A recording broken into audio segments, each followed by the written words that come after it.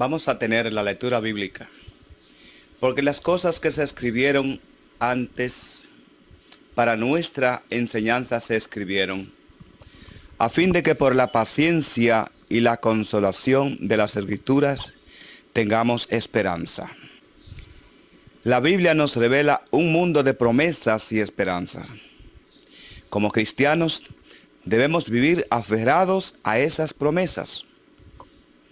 Pero primero hay que conocerlas, y para eso es necesario estudiarlas a través de la Biblia, que es la palabra de Dios, y de esa manera mantener viva nuestra fe.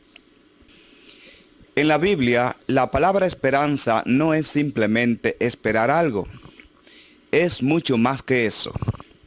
La verdadera esperanza se presenta como la verdad acerca de un Dios amante todopoderoso que se preocupa por nosotros, que nos da lo necesario y que nos ofrece las promesas de una existencia nueva en un mundo nuevo. ¿Qué cosas en la Biblia nos producen consolación y esperanza? En primer lugar, es bueno resaltar cuál es la condición de la humanidad y por qué necesita el hombre encontrar promesas que le consuelen y le den esperanza. Vamos a ver lo que nos dice la palabra de Dios en Romanos capítulo 3, versículo 10. Dice Romanos capítulo 3, versículo 10 lo siguiente: como está escrito, no hay justo ni aun uno. Por otra parte, en Romanos 6, 23, en su primera mitad, encontramos un mensaje que nosotros debemos tomar en cuenta. Porque la paga del pecado es muerte. Esta expresión pone de manifiesto la gran lucha que libra el hombre, el ser humano, cuando trata de encontrar la salvación por sí mismo. Somos dados a querer resolver nuestros problemas por nuestros propios esfuerzos.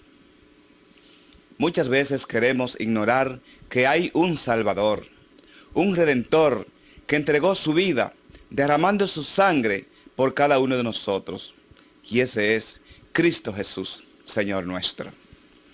Gracias a Dios que a través de la Biblia Él nos señala la esperanza de la salvación que podemos tener en Cristo Jesús por causa del sacrificio en favor de nosotros. Para respaldar esta aseveración, vamos a estudiar algunos textos alusivos a este tema en la palabra de Dios. Vamos a ver lo que nos dice la palabra de Dios en Romanos capítulo 3, versículo 26.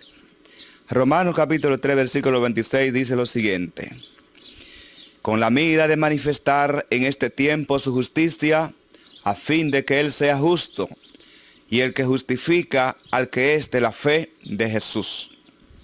Jesús actuó a tiempo, precisamente cuando el hombre más lo necesitaba.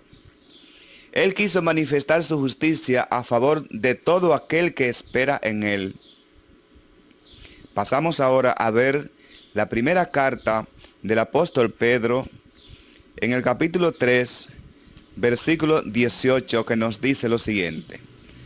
El apóstol Pedro, la carta del apóstol Pedro, en el capítulo 3, versículo 18 dice: porque también Cristo padeció una sola vez por los pecados, el justo por los injustos, para llevarnos a Dios, siendo a la verdad muerto en la carne, pero vivificado en el Espíritu.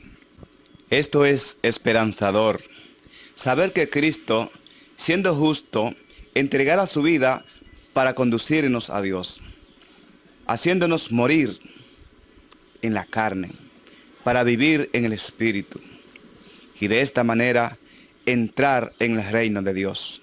Ahora bien, es por nuestra propia cuenta que logramos encontrar la verdad que se encuentra en la Biblia, las cuales producen en nosotros consolación y esperanza. Pues no, sencillamente no podríamos lograrlo sin la ayuda del Espíritu Santo.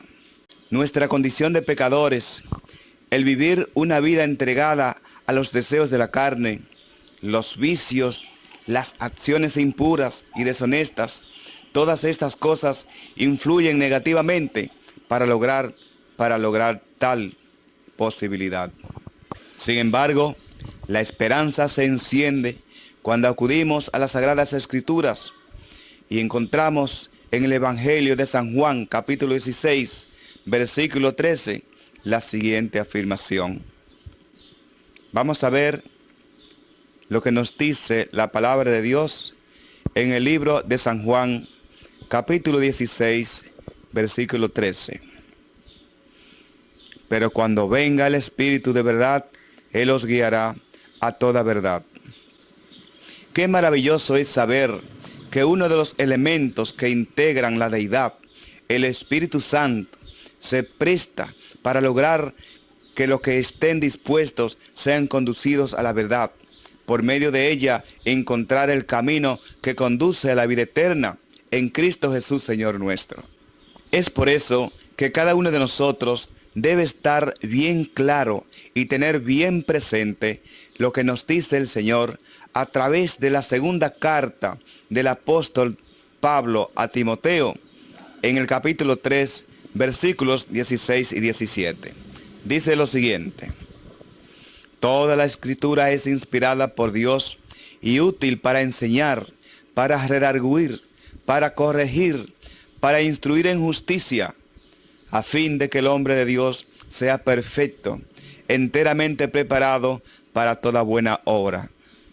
Si acudimos a las Sagradas Escrituras y logramos hacer crecer nuestra fe y nuestra confianza en su mensaje, entonces nuestra esperanza se mantiene viva, lo cual nos dará las fuerzas para permanecer en los caminos del Señor, a pesar de las pruebas, a pesar de las aflicciones, a pesar de la escasez, a pesar de la enfermedad.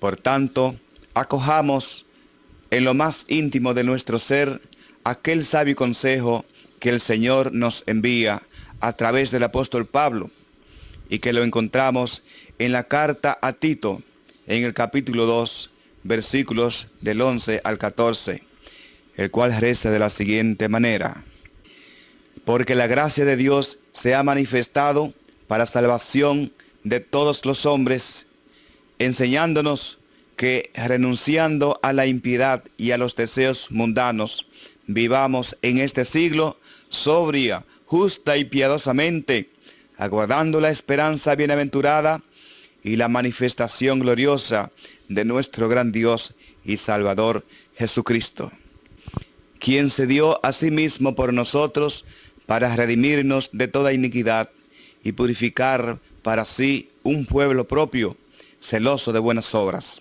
Amén.